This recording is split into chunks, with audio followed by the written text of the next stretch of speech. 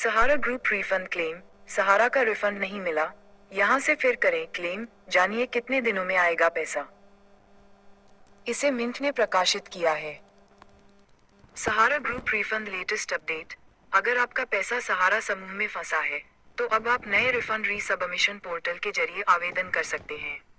सरकार ने निवेशकों के लिए ये अवसर दिया है ताकि वे अपने पैसे वापस पा सकें। सहारा ग्रुप रिफंड क्लेम एप्लीकेशन रीसबमिशन। अगर आपका पैसा सहारा समूह की कोऑपरेटिव सोसाइटी में फंसा है और पिछले आवेदन के बाद भी आपको रिफंड नहीं मिला, तो अब निराश होने की जरूरत नहीं है।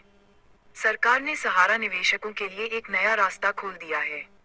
सीआरसीएस सहारा रिफंड रीसबमिशन पोर्टल के जरिए आप दोबारा आवेदन कर सकते हैं और अपनी मेहनत की कमाई वापस पा सकते हैं।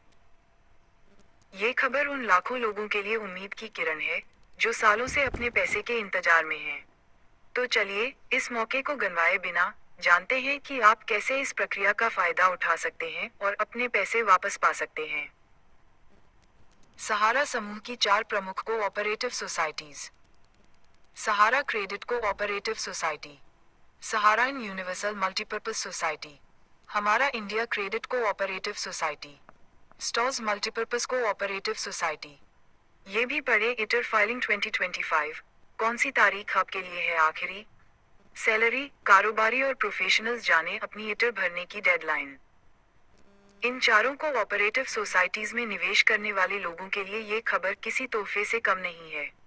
कई निवेशकों ने पहले सीआरसीएस सहारा रिफंड पोर्टल पर आवेदन किया था, लेकिन कागजी कमियों, गलत बैंक डिटेल्स या तकनीकी दिक्कतों की वजह से उनका रिफंड अटक गया। अब सरकार ने इन कमियों को सुधारने का मौका दिया है। नया रीसबमिशन पोर्टल mookasubmit.crcs.gov.in खास तौर पर उन लोगों के लिए बनाया गया है जिनके पहले आवेदन में कोई कमी थी या जिनका भुगतान फेल हो गया था। कैसे करें दोबारा आवेदन।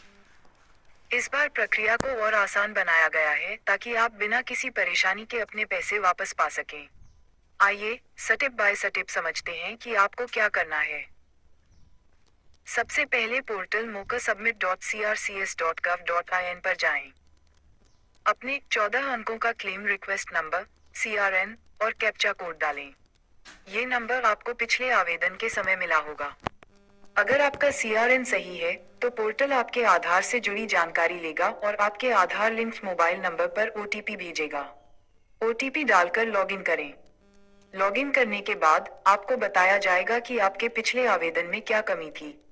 इसे ध्यान से पढ़ें और जरूरी दस्तावेज जैसे निवेश का प्रमाण, आधार कार्ड, बैंक डिटेल्स या पासबुक अपलोड करें।